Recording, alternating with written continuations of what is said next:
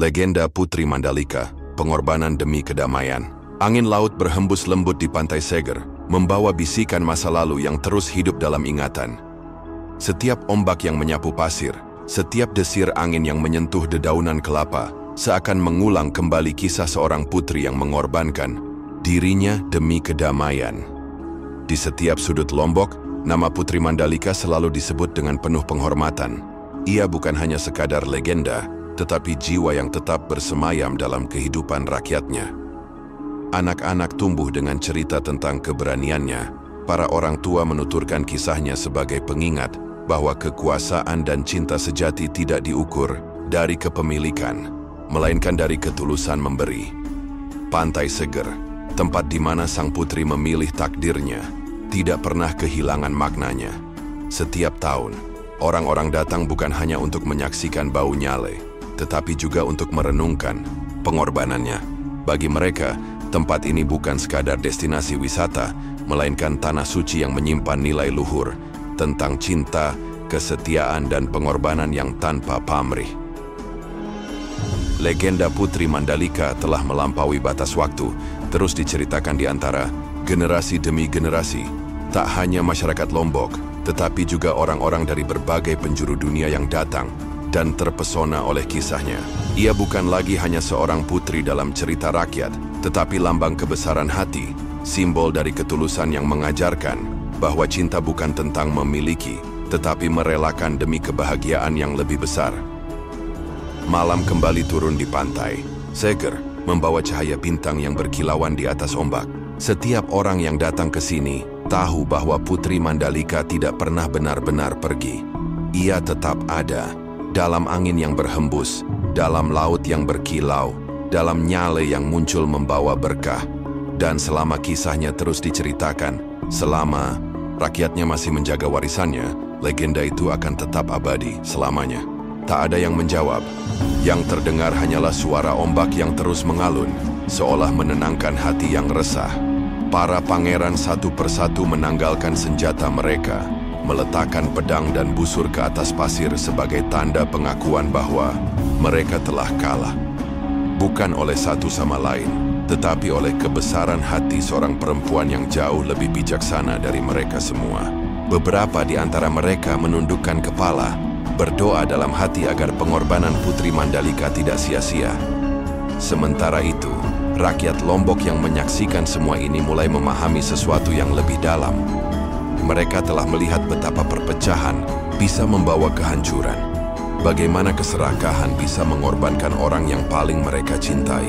Seorang tetua desa melangkah maju, suaranya lirih namun penuh keteguhan. Putri kita telah mengajarkan pelajaran yang mahal, katanya. Dan kita harus bersumpah untuk menjaga kedamaian yang telah ia perjuangkan dengan nyawanya. Rakyat serentak menundukkan kepala, bersumpah dalam hati bahwa mereka tidak akan membiarkan perpecahan kembali merusak negeri ini. Para pangeran yang masih berdiri di tepian pantai mendengar sumpah itu, dan mereka pun merasa terpanggil untuk melakukan hal yang sama. Meskipun mereka datang sebagai pesaing, mereka akan pulang dengan membawa pesan dari tanah Lombok bahwa cinta sejati bukanlah tentang memiliki, melainkan tentang memberi dan merelakan. Saat malam mulai menyelimuti pantai Seger, hanya suara angin yang terdengar membawa bisikan lembut yang seakan mengulang nama sang putri. Putri Mandalika mungkin telah tiada, tetapi kisahnya akan hidup selamanya di hati rakyatnya. Malam perlahan menyelimuti pantai Seger, tetapi semangat rakyat Lombok tidak pernah padam. Sejak peristiwa pengorbanan Putri Mandalika, mereka memahami bahwa nyale bukan sekadar makhluk laut biasa, melainkan titisan sang putri yang kembali dalam wujud lain. Maka, setiap tahun, mereka berkumpul di pantai ini, menantikan saat nyale muncul dari dasar laut, mengikuti arus ombak yang membawa pesan dari masa lalu. Pada hari yang telah ditentukan, sebelum fajar menyingsing, ratusan bahkan ribuan orang datang dari berbagai penjuru pulau. Mereka menyalakan obor di sepanjang garis pantai, membuat cahaya kecil berpendar di antara gulita malam. Suara tawa dan nyanyian tradisional menggema, berpadu dengan deburan ombak yang tak henti-hentinya menyentuh pasir. Anak-anak berlarian dengan wajah penuh kegembiraan. Sementara para orang tua duduk berkelompok, bercerita tentang legenda Putri Mandalika kepada generasi baru. Ketika air laut mulai berpendar, tanda bahwa Nyale akan muncul, semua orang bersiap. Mereka masuk ke air dengan ember dan jaring, menangkap Nyale yang bermunculan di antara buih ombak. Tak ada yang merasa rakus, tak ada yang berebut, karena mereka tahu bahwa Nyale bukan sekadar hasil tangkapan, melainkan berkah yang harus dijaga. Bagi rakyat Lombok, bau Nyale bukan hanya sekadar tradisi menangkap cacing laut, tetapi juga ritual yang penuh makna. Mereka percaya bahwa Nyale membawa keberuntungan, kesehatan, dan kemakmuran. Banyak yang memasaknya sebagai hidangan istimewa, sementara yang lain melepaskan sebagian kembali ke laut sebagai bentuk penghormatan kepada Putri Mandalika. Di antara keriuhan perayaan, sesepuh desa selalu menyempatkan diri untuk berdiri di atas batu karang yang menghadap laut. Dengan suara yang lirih namun penuh wibawa, mereka mengisahkan kembali pengorbanan sang putri, mengingatkan semua orang bahwa cinta sejati adalah tentang memberi, bukan memiliki. Setiap orang yang hadir mendengarkan dengan khidmat, membiarkan pesan itu tertanam dalam hati mereka. Seiring berjalannya waktu, bau Nyale bukan hanya menjadi tradisi bagi masyarakat Lombok, tetapi juga menarik perhatian banyak orang dari luar pulau. Wisatawan datang untuk menyaksikan keajaiban ini, ingin merasakan sendiri bagaimana kisah legenda bisa hidup dalam budaya dan adat istiadat yang masih dijaga dengan teguh. Namun bagi rakyat asli Lombok, perayaan ini bukan sekadar hiburan. Ini adalah warisan yang harus dijaga, pesan yang harus terus diwariskan. Setiap Nyale yang mereka tangkap mengingatkan mereka pada Putri Mandalika, seorang putri yang memilih mengorbankan dirinya demi kedamaian, yang memilih menjadi bagian dari alam agar tetap bisa melindungi rakyatnya, meskipun dalam wujud yang berbeda. Dan setiap tahun, ketika fajar menyingsing dan bau Nyale berakhir, rakyat Lombok pulang dengan hati yang penuh rasa syukur. Mereka tahu bahwa Putri Mandalika masih bersama mereka, dalam hembusan angin, dalam deburan ombak, dalam Nyale yang muncul membawa berkah.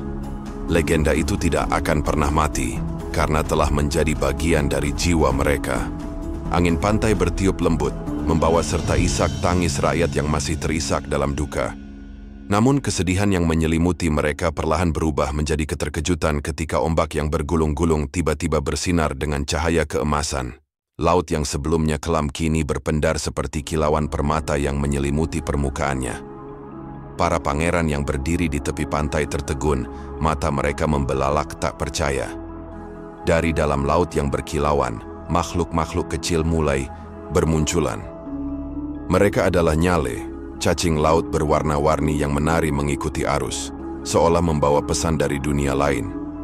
Warnanya berpendar dalam berbagai nuansa, hijau, merah, biru, dan keemasan, menciptakan pemandangan yang luar biasa, indah. Nyale-nyale itu bergerak mendekati tepi pantai, berbaur dengan buih ombak, seakan mereka ingin menyampaikan bahwa Putri Mandalika tidak benar-benar pergi. Seorang perempuan tua di antara kerumunan perlahan bersimpuh, tangannya terentang ke arah Nyale yang mengapung di permukaan air. Dia telah kembali, bisiknya dengan suara bergetar. Putri kita tidak meninggalkan kita. Dia kini bersama lautan, bersama angin, bersama kita semua. Tangis haru semakin pecah, namun bukan lagi karena duka, melainkan karena rasa, syukur dan penghormatan yang mendalam. Rakyat mulai mengikuti jejak perempuan tua itu, berlutut di atas pasir, menyentuh lembut air laut yang dipenuhi Nyale, merasakan kehangatan yang aneh namun menenangkan. Para pangeran yang semula dipenuhi kesombongan kini hanya bisa menundukkan kepala. Mereka telah menyadari bahwa pengorbanan Putri Mandalika adalah jawaban atas ambisi dan keserakahan mereka. Salah satu pangeran maju perlahan, melepaskan pedang yang selama ini tersarung di pinggangnya, lalu menancapkannya ke pasir sebagai tanda penyerahan diri. Kami telah berbuat salah, suaranya lirih, nyaris tertelan oleh deburan ombak. Kami datang membawa perselisihan, tetapi dia memilih kedamaian. Kami datang untuk memiliki, tetapi dia memilih untuk memberi. Mendengar itu, rakyat semakin terisak, namun kini dengan penuh penghormatan. Mereka sadar bahwa pengorbanan sang Putri bukanlah sebuah akhir, melainkan awal dari kehidupan baru yang penuh berkah. Sejak hari itu, Nyale bukan sekadar makhluk laut biasa. Mereka adalah lambang cinta Putri Mandalika kepada rakyatnya, sebuah bukti bahwa dirinya telah menyatu dengan alam dan kembali dalam wujud yang lebih abadi. Langit perlahan berubah menjadi jingga keemasan saat matahari mulai tenggelam di ufuk barat. Ombak kembali tenang, seolah lautan sendiri telah merestui pengorbanan sang putri. Di atas bukit yang menghadap lautan, angin masih berembus lembut, membawa bisikan yang seakan masih menyebut namanya. Legenda Putri Mandalika kini telah menjadi bagian dari tanah Lombok, tertanam dalam hati setiap rakyat yang mencintainya. Senja mulai merayap di Cakrawala, mewarnai langit dengan semburat merah dan emas, seolah menggambarkan duka yang masih menggantung di hati semua orang. Para pangeran yang sebelumnya datang dengan kebanggaan, membawa pasukan dan persembahan demi merebut hati Putri Mandalika, kini berdiri dalam diam. Mereka tidak lagi saling memandang dengan tatapan penuh persaingan, melainkan dengan kesadaran yang pahit bahwa mereka semua telah kehilangan sesuatu yang jauh lebih berharga daripada kemenangan. Seorang pangeran yang paling muda menjatuhkan mahkotanya ke atas pasir. Matanya yang biasanya dipenuhi ambisi kini tampak kosong, seakan kesadaran baru menghantamnya dengan keras. Kami yang seharusnya melindunginya, suaranya parau, penuh rasa bersalah. Namun justru karena kami, dia memilih jalan ini.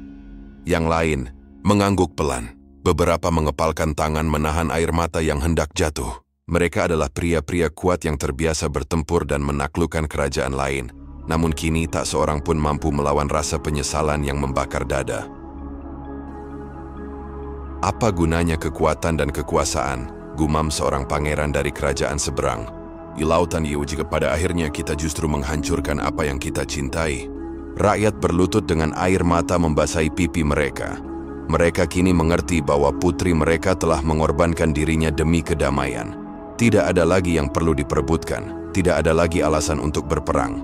Semua yang hadir, termasuk para pangeran, akhirnya menyadari bahwa keindahan sejati bukanlah tentang memiliki, tetapi tentang memberi tanpa pamrih. Sejak hari itu, legenda Putri Mandalika hidup dalam ingatan rakyat Lombok. Setiap tahun, mereka memperingati pengorbanannya dalam tradisi Bau Nyale, menangkap Nyale yang dianggap sebagai jelmaan sang putri, yang kembali untuk memberkati tanah mereka.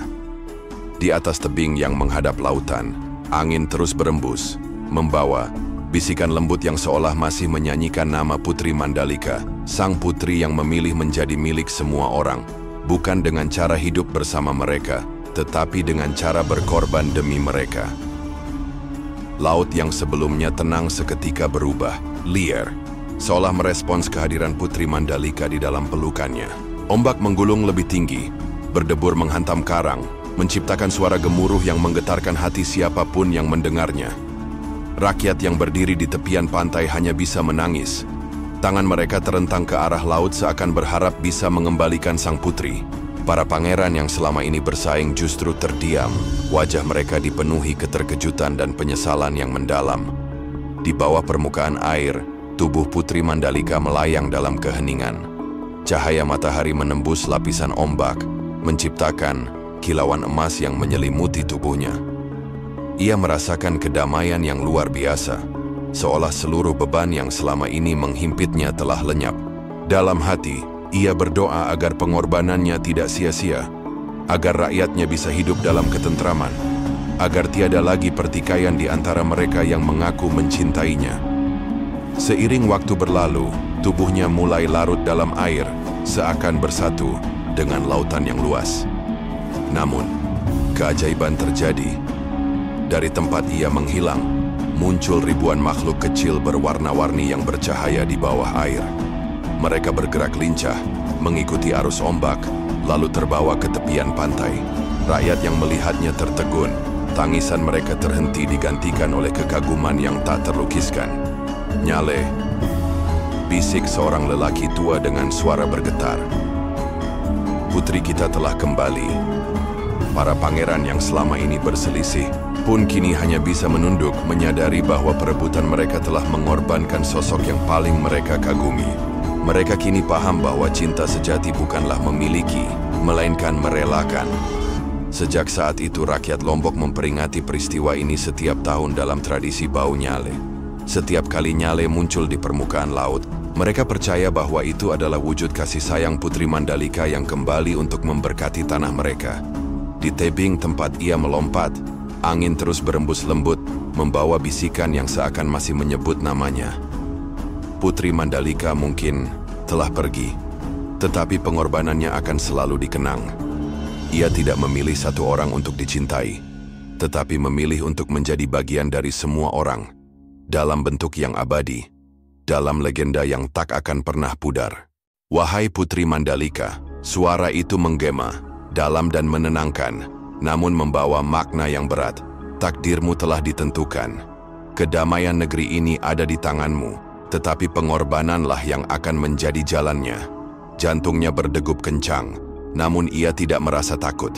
Cahaya itu semakin terang, dan dalam kilauannya, ia melihat dirinya melangkah ke dalam ombak, menyatu dengan laut yang tak bertepi. Bukannya tenggelam, ia berubah menjadi sesuatu yang lebih besar dari sekadar daging dan tulang, menjadi bagian dari alam, bagian dari kehidupan yang terus berlanjut. Saat terbangun, peluh membasahi dahinya, tetapi hatinya terasa lebih ringan. Mimpi itu bukan sekadar bunga tidur, tetapi pesan dari alam. Ia kini tahu apa yang harus dilakukan. Ia tahu bahwa kedamaian bukanlah sesuatu yang bisa diraih dengan pilihan biasa. Ia harus menjadi sesuatu yang lebih besar, sesuatu yang bisa dimiliki oleh semua orang. Ia menarik napas panjang, memandang keluar jendela ke arah laut yang berkilauan di bawah sinar bulan. Air mata jatuh perlahan di pipinya, bukan karena kesedihan, tetapi karena ia telah menerima takdirnya. Ia telah siap menjalankan tugas terakhirnya demi negeri dan rakyatnya. Kabut tipis masih menyelimuti tanah Lombok saat matahari mulai muncul perlahan di Cakrawala. Pantai segar yang biasanya tenang kini dipenuhi oleh lautan manusia. Rakyat dari berbagai desa datang dengan penuh harap, sementara para pangeran berdiri tegak dengan dada membusung. Masing-masing masih yakin akan menjadi orang yang dipilih. Deru ombak yang bergulung-gulung menjadi saksi bisu atas keputusan besar yang akan diambil sang putri. Di tengah kerumunan, Putri Mandalika berdiri di atas batu karang yang menjulang. Angin laut meniup lembut rambutnya yang tergerai, membuatnya tampak seperti dewi yang turun dari kayangan. Wajahnya tidak menunjukkan ketakutan ataupun keraguan. Ada keteguhan di matanya, seolah ia telah menemukan jawaban dari segala kebimbangannya. Dengan suara yang jernih, ia berbicara. Suaranya membawa ketenangan sekaligus ketegasan. Wahai rakyatku yang kucintai, wahai para pangeran yang gagah berani, aku telah lama merenungkan apa yang terbaik bagi kita semua. Aku telah meminta petunjuk kepada para leluhur, dan kini aku telah menemukan jawabannya. Kerumunan terdiam. Semua orang menahan napas, menunggu kelanjutan kata-katanya. Para pangeran saling berpandangan, masih dengan harapan bahwa nama mereka akan disebut sebagai yang terpilih. Putri Mandalika tersenyum lembut, namun ada kesedihan yang samar di balik binar matanya. Aku tidak bisa memilih satu di antara kalian, lanjutnya, karena aku adalah milik seluruh rakyat. Jika aku memilih satu, maka yang lain akan merasa tersakiti. Dan jika aku menolak semuanya, maka perpecahan akan tetap terjadi. Aku tidak ingin menjadi penyebab kehancuran negeri ini. Gema suaranya terbawa angin, menusuk ke dalam hati setiap orang yang mendengarnya. Para pangeran mulai gelisah, sementara rakyat bertanya-tanya apa yang akan dilakukan sang putri. Aku telah menemukan jalan untuk memastikan kedamaian. Aku akan memberikan diriku untuk kalian semua, bukan sebagai istri bagi satu orang, tetapi sebagai pelindung bagi seluruh negeri. Beberapa orang mulai berbisik, mencoba memahami maksud dari kata-kata putri mereka. Mata para pangeran menyipit, bingung dengan keputusan yang tidak mereka duga. Lalu, dengan langkah ringan, Putri Mandalika menatap lautan yang luas, seolah memandang takdirnya yang sudah tertulis di ombak yang berkejaran. Senyumnya tidak luntur, dan matanya berbinar dengan keyakinan yang tak tergoyahkan. Dan sebelum siapapun sempat mencegah, ia berlari ke arah tepi karang. Tubuhnya melesat ringan bagaikan burung yang hendak kembali ke sarangnya. Rakyat berteriak, panik, para pangeran bergegas melangkah maju. tetapi semua sudah terlambat.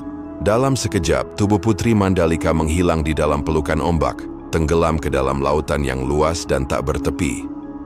Jeritan dan tangisan menggema di sepanjang pantai. Beberapa rakyat berlari mendekat, berharap sang putri akan muncul kembali ke permukaan. Para pangeran terdiam, tangan mereka terkepal, tidak percaya dengan apa yang baru saja terjadi. Namun, alih-alih jasad sang putri, sesuatu yang ajaib terjadi. Dari dalam air muncul ratusan makhluk kecil berwarna-warni yang berenang lincah di antara buih ombak. Mereka adalah nyale, cacing laut yang bercahaya di bawah sinar matahari pagi. Gelombang membawa mereka ke tepian, seolah menyampaikan pesan bahwa Putri Mandalika tidak benar-benar pergi, tetapi telah berubah menjadi sesuatu yang abadi.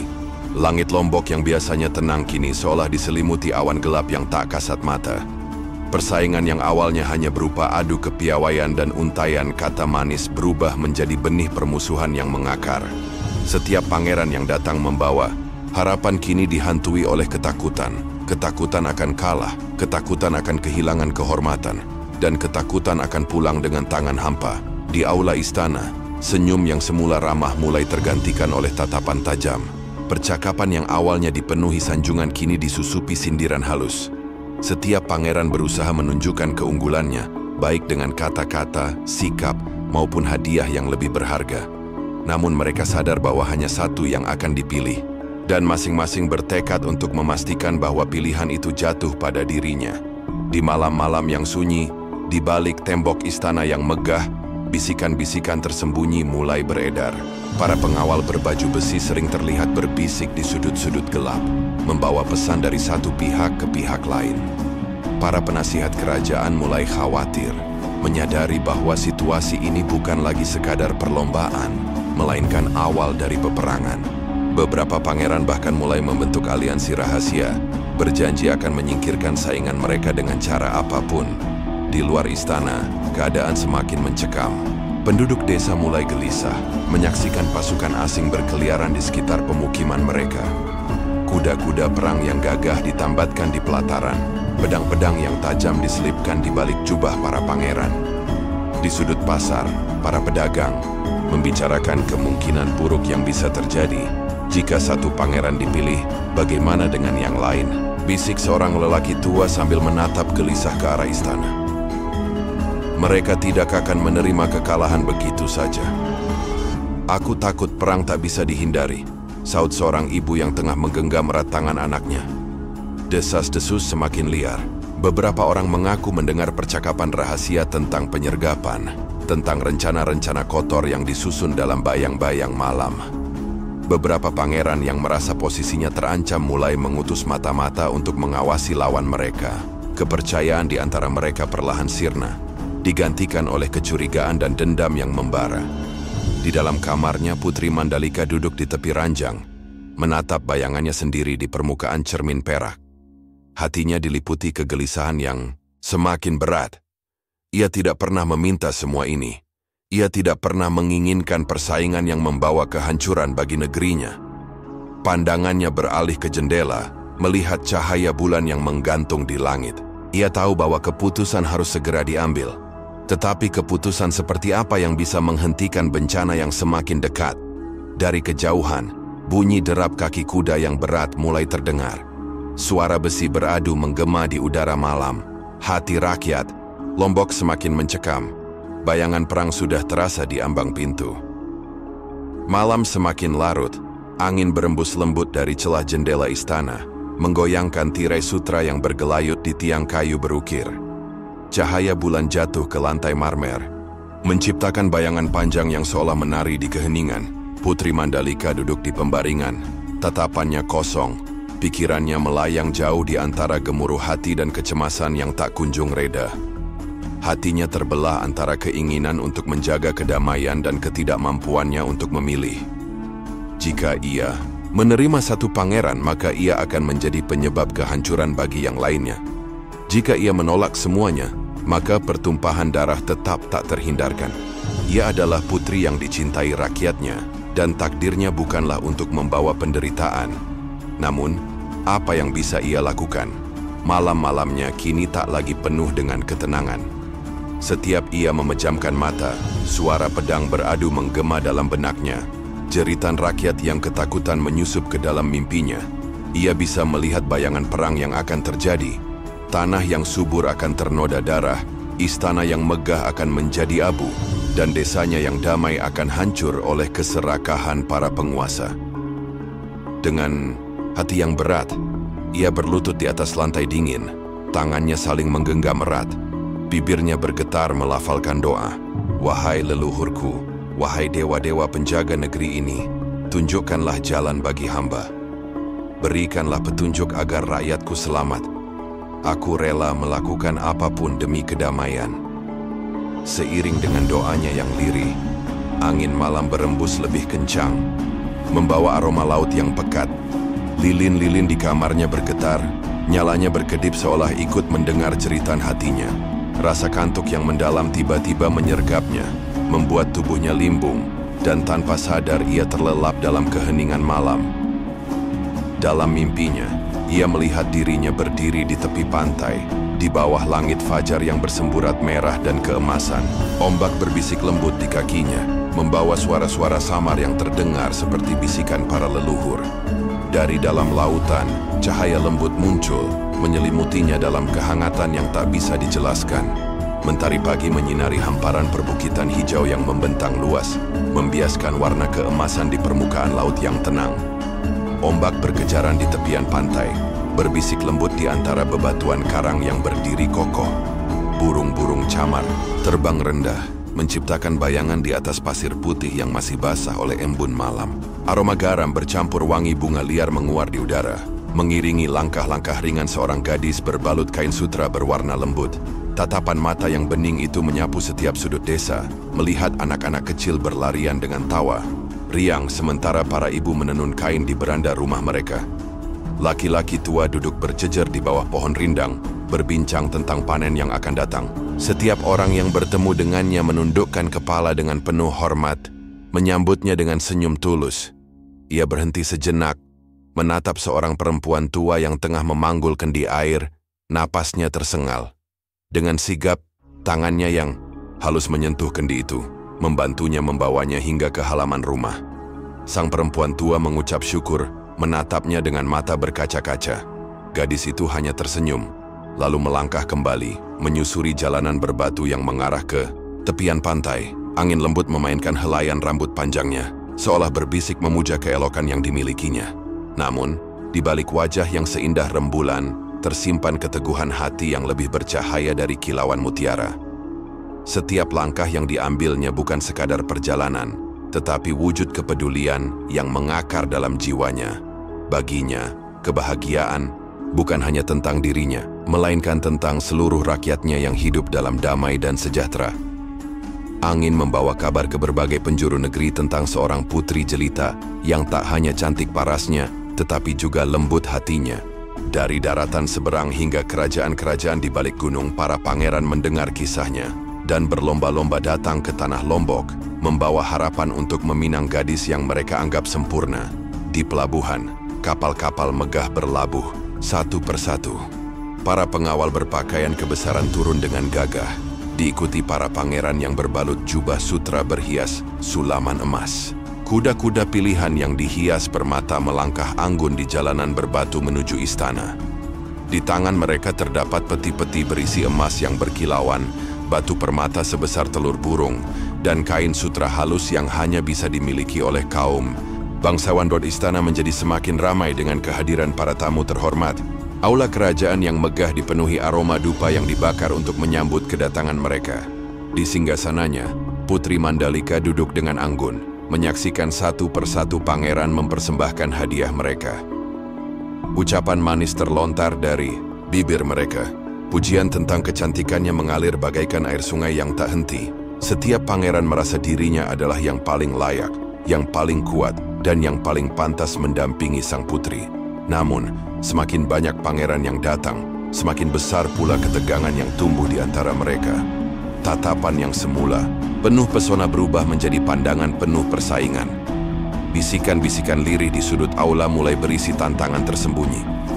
Rasa ingin memiliki berubah menjadi ajang pembuktian kekuasaan. Di Di luar istana, suasana mulai terasa panas. Para pengawal dari berbagai kerajaan saling memandang waspada. Tangan mereka tak lagi santai di sisi tubuh, melainkan siap menggenggam gagang pedang. Setiap pangeran ingin menang, dan kekalahan bukanlah pilihan bagi mereka. Putri Mandalika yang menyaksikan semua itu hanya bisa menarik napas panjang. Ia tidak pernah meminta perlombaan ini. Ia tidak ingin dirinya menjadi alasan perpecahan di antara para penguasa. Matanya menerawang ke langit senja yang perlahan meredup. Di balik keindahan yang kini mengelilinginya, ia merasakan ancaman yang tak bisa diabaikan.